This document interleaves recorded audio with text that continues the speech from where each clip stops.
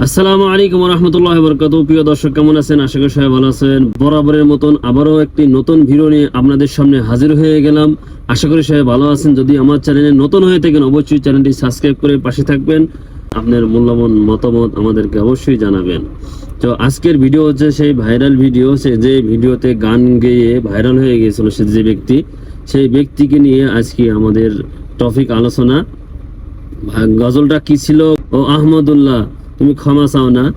তো অনেক খোঁজাখুঁজি করার পরে ভিডিওটা পেয়ে গেলাম।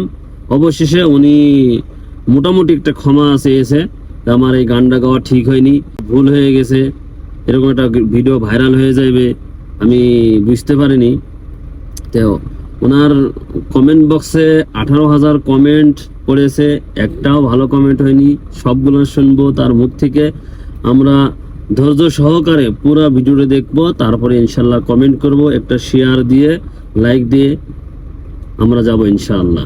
তো চলুন আমরা ভিডিওটা শুরু করি। তুই কি আর কাউকে পাইছিস না ভাইরাল হওয়ার জন্য? তুই ভাইরাল হবি, ঠিক আছে, তুই ভাইরাল হবি, ঠিক আছে, কিন্তু ওই আহমদুল্লাহ হুজুরের বিরুদ্ধে বললি কেন? কি বলবো ভাই, কমেন্টস পড়ার মতো না। একটা কমেন্টস পড়েন, দর্শকরা শুনুক। এগুলা তো ভাই পড়ার মতো নয়। যে লেখছে বাঞ্চুত বাঞ্চুত, তোর বাড়ি কোথায়?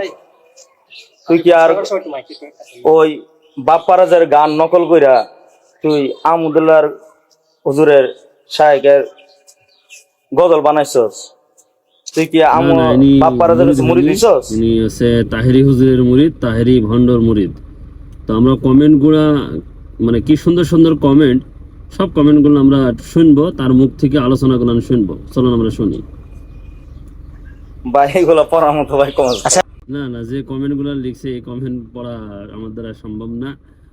তো চলুন পরের নেক্সট। এইবার আপনার কাছে জানতে চাইবো, প্রায় 18,000 কমেন্ট আসছে এই ভাইরাল ভিডিওতে। 18,000 কমেন্টে একটা কমেন্টও খুঁজে পেলাম না যে কেউ লিখছে মাশাল্লাহ মাশাল্লাহ আলহামদুলিল্লাহ। এটার কারণ কি? এটা বলতে আমি তো আসলে এটা তো ভাইরাল হবে এটা আমি বুঝতেও পারি না। আমি তো বানাইছি যে সাদা সিধা ভাবে বানাইছি। শাইখ আহমদুল্লাহ নিয়ে অনেকে গজল বানাইছি। শাইখ আহমদুল্লাহকে নিয়ে অনেকে অনেক কিছু কইছে। উনি সাধারণভাবে একটি গজল গাইছে, তাই ভাইরাল হয়ে গিয়া। কিন্তু এই গজলটা ভাইরাল হয়ে যাবে বা এত প্রচার হয়ে যাবে এটা আমি কোনো সময় কল্পনা করি নাই। কিন্তু দেখা যাচ্ছে যারাই দেখতেছে মনে হয় ওনারা সবাই মনে হয় আহমদুল্লাহ হুজুরের ভক্ত। বাংলাদেশে, পুরো বাংলাদেশে কি আপনার একজন ভক্তও নাই? ভক্ত বলতে দেখা যাচ্ছে এই জায়গায় কমেন্টস করতেছে, আমি তো কমেন্টস পড়ি না, কারণ কমেন্টস বলে পড়ার মতো না। যেসব কমেন্টস করে মানে নোংরা কমেন্টস, বাজে কমেন্টস, খুবই মানে এগুলা পড়া ব্রেন ঠিক থাকবে। আমার কথাটা হইলো যে আপনি যে সঙ্গীতটা গাইলেন, এই সঙ্গীতটা শুনে একজন মানুষ কি নাই যে আপনার গজলটা শুনে বাহবা দিল কি মাশাআল্লাহ? গোপাল ভাঁড়কে দেখেছি এরকম ডিসার্ভ করে, আমি কখনো দেখিনি আলোচকরা এরকম ডিসার্ভ করে। আপনি কেন এরকম ডিসার্ভ করেছেন? এটা এমনি অনেক জায়গায় এরকম টুপি পাওয়া যায় না। এটা অনলাইন থেকে আমি অর্ডার দিছি, অনলাইন থেকে অর্ডার দিয়ে আনছি। তো এই এখন দেখা যাচ্ছে অনেকে হয় এরকম বলে গোপাল ভাঁড়ের ওই মন্ত্রীর মতো দেখা যায়। আসলে এটাও যার ব্যক্তিগত মত, কিন্তু আসলে টুপি তো সুন্দর, এটা সুন্দর জিনিস। সাহেব কি শিখাইলো, ঠিক আছে, আমি যদিও ভুল করি তো আমার ভালো ভাই বুঝাক, আমার ভালো ভাই বলো। কিন্তু আপনার কি মনে হয় না যে আপনি ভুল করলেন? একটা ভিডিওতে 18,000 কমেন্ট খারাপ আসলো, এটা দেখেও কি আপনার মনে হয় না যে এই কাজটা আমি ভালো করি না, এই কাজটা ভুল করছি? এটা তো ভাই আমি এখন খারাপ কিছু বলি নাই। আপনি নাহলে আমি গজলটা দেখেন, আপনি তাইলে আপনি খারাপ কিছু নাই বইলা থাকেন, তাহলে এত মানুষ বাজে কমেন্ট কেন করতেছে?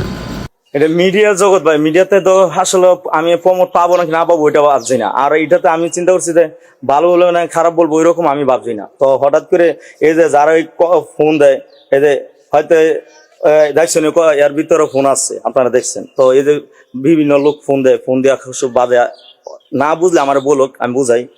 এই দেন এখনো ফোন দিচ্ছে, উনার একজনা ফোন দিতেছে, দেখেন কি বলে, দেখেন কি বলে, দেখবেন।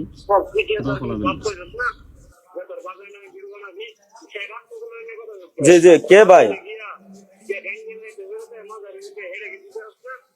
আচ্ছা কে ভাই আপনি?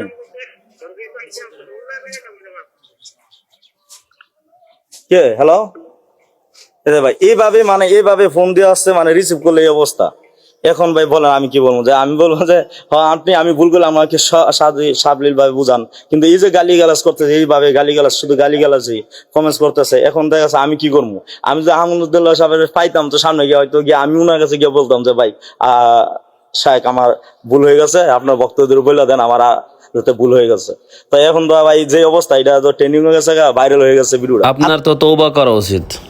আমি তওবা করা বলতে এই জায়গায় তো শায়েখ আহমদুল্লাহ তো তওবা করা দরকার। আমি তো ভাই এই জায়গায় ভুল করি নাই। উনি আপনি ভুল করেন না, আপনি যে সঙ্গীতটা গাইলেন ওনার নিয়ে আর কি, তো ওই সঙ্গীতটাতে গাওয়া উচিত হয় না, এটা আপনি মানে আপনি বুঝেন নাই। না, ওনার মতো একজন মানুষকে নিয়ে, আপনার মতো একজন মানুষ, আপনি কতটুকু পর্যন্ত পড়াশোনা করছেন? আমি ফাজিল পাস করছেন আপনি, মানে ফাজিল পাস করছেন, জি।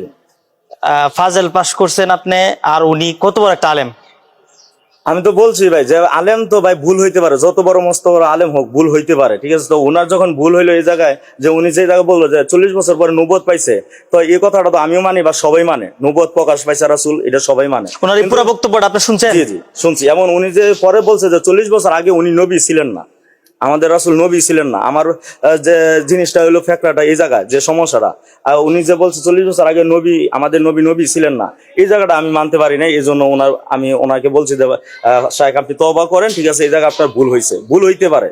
কারণ রাসূল তো হাদিস শরীফে আসছে যে আল্লাহ রাসূল সাল্লাল্লাহু আলাইহি সাল্লামকে জিজ্ঞাসা করেছে, ইয়া রাসূলুল্লাহ আপনি কখন থেকে নবী ছিলেন? তখন আল্লাহ রাসূল বলতেছে কুনতু নাবিয়্যা ওয়া আদমু বাইনাল মাই ওয়াত তিন, আমি তখন থেকে নবী যখন আদম মাটি এবং পানির সাথে মিশ্রিত। এবং তিরমিজি শরীফের হাদিস আছে যে আল্লাহ রাসূল সাল্লাল্লাহু আলাইহি সাল্লাম বলতেছে কুনতু নাবিয়্যা ওয়া আদমু বাইনাল রূহি ওয়াল জাসাদ, যে আদম যখন রূহ এবং মাটির সাথে যখন আলাদা ছিল, দেহ আলাদা, রূহ আলাদা, দেহ আলাদা ছিল, তখন আমি নবী ছিলাম। তো যিনি সৃষ্টি প্রথম থেকে নবী, ওনাকে যদি আমি 40 বছর আগে পরে আগে যদি বলি 40 বছর আগে উনি নবী ছিলেন না, তাহলে এটা আমি কুফরি করলাম। তো এই জায়গায় আমি মনে করি যদি সাহেব ভুল করে থাকে, তো উনি আয়সা বলো যে আমার এই জায়গায় ভুল নাই, উনি বুঝায় দেখ, আমাদের দেখে বুঝায় দেখ, কোনো আপত্তি নেবে, আমার দরকার আমি গজল গাইতাম, আর জীবন এরকম গজল গাইতাম না, আমি কোনো এর বিষয়ে বলতাম না। মাশাআল্লাহ, সবাই ওনাকে ক্ষমা করে দিবেন, উনি কইছে যে এরকম গজল আর গাবে না। তো যদি ভিডিওটা ভালো লাগে অবশ্যই কমেন্ট করবেন, একটি লাইক দিয়ে শেয়ার করে আমাদের সাথে থাকবেন। আল্লাহ হাফেজ।